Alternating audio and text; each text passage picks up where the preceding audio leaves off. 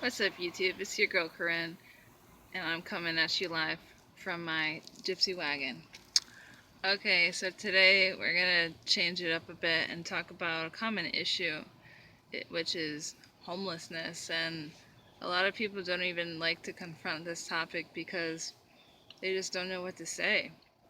Like, I was talking to a guy at the park yesterday, and he was pretty much interviewing us about the dirty kid lifestyle, and he said that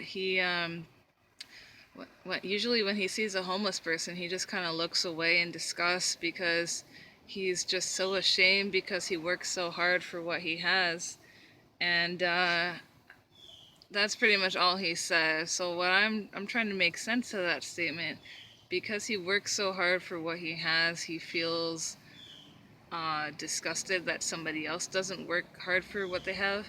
But what people don't understand is that homeless people do work hard every day just to survive, just to find water and food and a place to sleep and go to the bathroom and take a shower.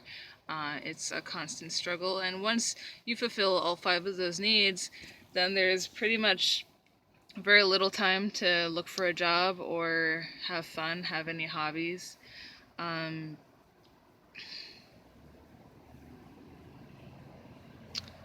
yeah, it's just, people always tell a bum to get a job. But what they don't realize is that it's pretty hard to get a job when you have no cell phone to, make calls on, and you haven't showered in a couple weeks.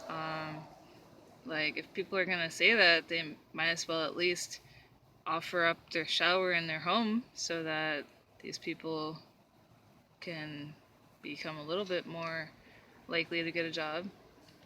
Um, yeah, in the van dwelling community, which is what I'm a part of, there's a lot of controversy around the topic of homelessness because people don't want to be associated with that kind of thing. They don't want to really have any part of it because homeless people are looked down upon so much. And um, the fact that we're homeless by choice is, something that people don't want to admit. I know I made a video like a year ago talking about all about how I'm not homeless, how van dwelling is so much different from that, and it is because I've seen both sides of it. You know, you don't have to sleep in the dirt. You don't have to eat every meal out of the dumpster. Some people do that by choice. I've actually met quite a few homeless people who would prefer to sleep in the dirt than in a van. Maybe because the van is so hot in the summertime, you see me sweating. But having that security, that roof over your head, definitely makes you feel a lot less homeless. And these people in the van dwelling community, I mean, sometimes some of them just act like they're better than homeless people. Like, you shouldn't be out there begging or eating out of the trash. You should just, get a job. Um, but yeah, uh, my experience on the street is definitely what gave me a new perspective on homelessness because I used to also be stuck up. Even though I've been in a van for about 3.5 years now, I also used to just turn my head up to when I see a homeless person and not really give it a second thought, just ignore them when they ask me for money. And but when your shoes are on the other foot, you realize how how grateful you are when people open up their home to you and how much you would want them to say yes when you ask, can I stay in your van for the night or can I come take a shower at your place? Like, so maybe since we have that commodity, we should offer it up to people rather than just turn our head away in disgust. Um, so yeah, back when I had a job, I used to kick down $5 here and there when I could afford. I can't really afford that anymore, but I still have something to give. I can still, let them sleep in my van for the night or cook them some food on my camp stove. Because, like, in the end, compassion is what makes this world a better place. And, you know, when you learn to stop judging and learn to love, that's when wonderful things happen. Um, and I know that's why I accept dirty kids into my van whenever they ask, because I know that when I was homeless, dirty kid on the street, I asked people if I could stay in their van and ride with them, and they just said no, and that hurts. So yeah, people, you don't have to identify as homeless if you're in a van or whatever. But don't be ashamed of it either. Don't be ashamed of your lifestyle. Just say it proud, you know. This is what I'm doing by choice.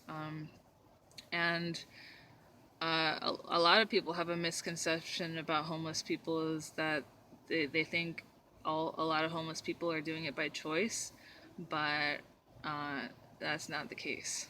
So people would ask me, so why are you here out on the street? And I was like, dude, I lost my van. What else am I supposed to do? But you see, I fought really hard to get back in a van because to me that's just a more comfortable way of living. But I have met quite a few people who have been on the street for years by choice. And so, like I said in a different video, it's all about perspective. If you perceive the situation to be a little bit better, then maybe you can have a whole new outlook on life, and that's what I have now.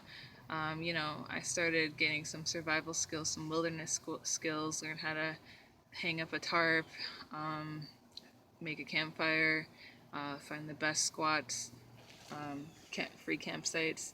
And so, whatever your situation is, you just have to adapt to it, and you have to learn how to make it better, and just, you know, live as free as possible. Who wants to live in that rat race paying $1,000 a month for a space when there's tons of space out here on this planet? This planet is our home. This land may not be free, but there's ways around it. And so you just gotta keep on keeping on. That's my rant for today. 7.5 minutes. 7 more minutes, and I could be a Unitarian Universalist minister. Okay, everybody, I hope you can learn to have some compassion in your hearts and stop judging the homeless, because we all have been in that situation or could be in that situation. We're very close to homelessness, just one rent payment away or one, van breakdown away. So, fuck yeah. Peace out.